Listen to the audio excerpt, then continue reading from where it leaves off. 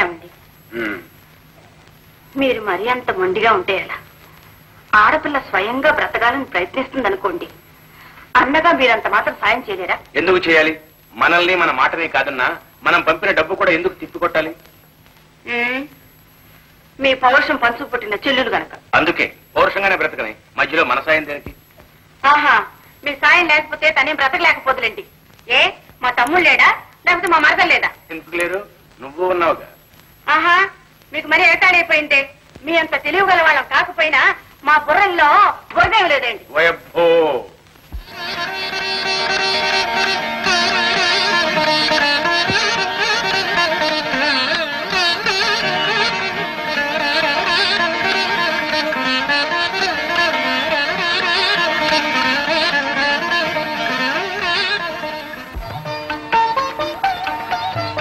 ఏమండి ఏమండి ఏమండి, కాఫీ తీసుకోండి. ఆంటీ ఆంటీ ఏమిటి పాడు మహ్మ, వదిన గారు అని పిలవలో, ఇలా ఇవ్వు.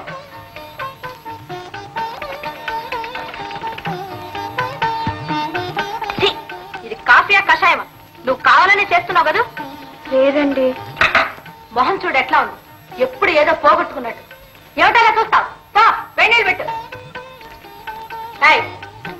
కాఫీ తాగంగానే కప్పు తీసుకెళ్లాలని తెలీదా? అది నేనే చెప్పాలా?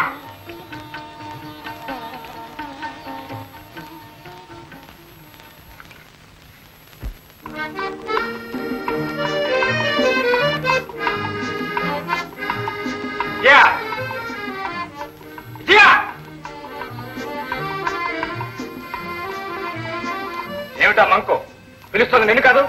హాల్లో నుంచి గావు కేకలు పెట్టకపోతే ఆ చెప్పేదేదో ఇక్కడికి వచ్చి చెప్పకూడదు? ఏమిటా అంత దుర్గుతనం పనికిరాదు బావగారు. చూడండి బావగారు, చెల్లెమ్మ ఒకరితో పల్లెత్తు మాట పడేరు కదా, ఆమె కష్టపడితే బాగుండు. అన్నట్టు మర్చాను, ఆ బట్టల కొట్లో నా బాకీ తీర్చలేదనుకుంటాను. ముందుగా అదేదో చూడండి. చిచ్చి, నీ అప్పులు తీర్చలేకొస్తున్నాను. కాఫీ హోటల్స్ లో, కిల్లీ షాప్స్ లో, బ్రాకెట్స్ వాళ్ళకి నా పరువు తీసుకొస్తున్నాను. అంత ఆపదే వచ్చింది బావగారు.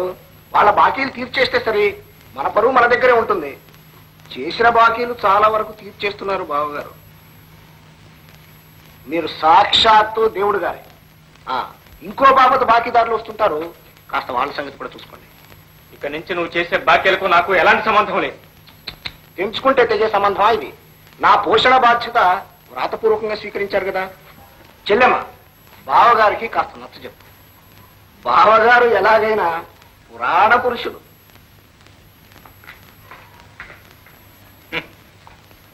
మీ అన్నయ్య అంత సన్నాసి అనుకోలేదు.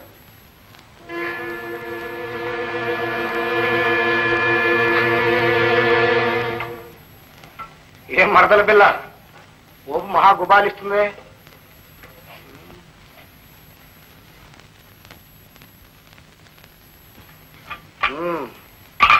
బరువు బాగానే ఉంది. విజయ, మరచెంబు తీసుకెళ్తున్నాను.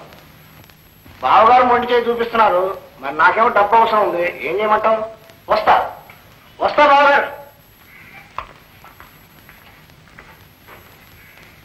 శాంతి, శాంతి, నిన్న నీకేం చెప్పాను? నా చీరలు ఉతుకారేమో లేదు. నిన్న తీరలేదండి, ఇవాళ ఉతుకుతాను. అంటే ఇంట్లో పనంతా శాంతి ఒక్కడే చేయాలా? కావాలంటే పని మనిషిని పెట్టుకో. పని మనిషిని పెట్టుకుంటే మీ చెల్లెలు ఏం చేస్తుంది? ఇంట్లో కూర్చొని గోళ్ళు గిలుకుంటుందా? చదువుకుంటుందా అంటే అది లేదు.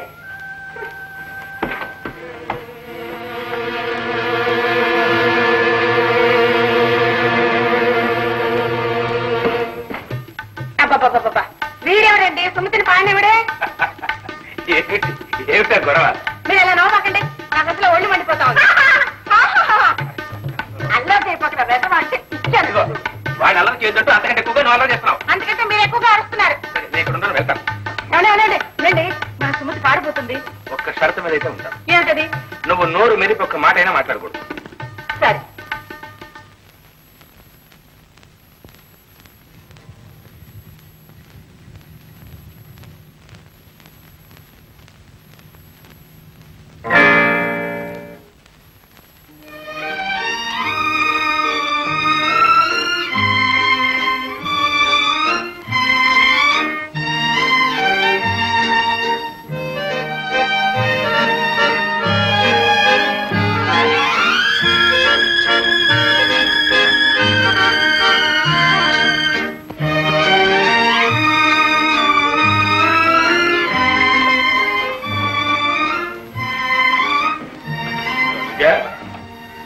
బట్టలు ఊడిపోయింది త్వరగా గుర్తుపెట్టి ఆఫీస్ టైం అయింది.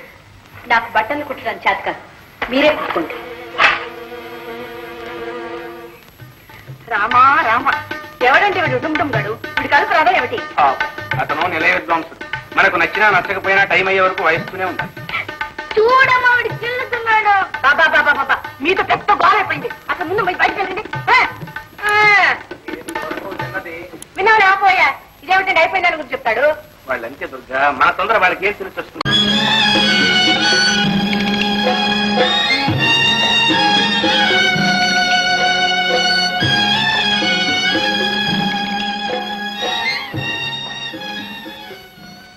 ఇంతవరకు భూపతి మోహన్ గారి పాట విన్నాను.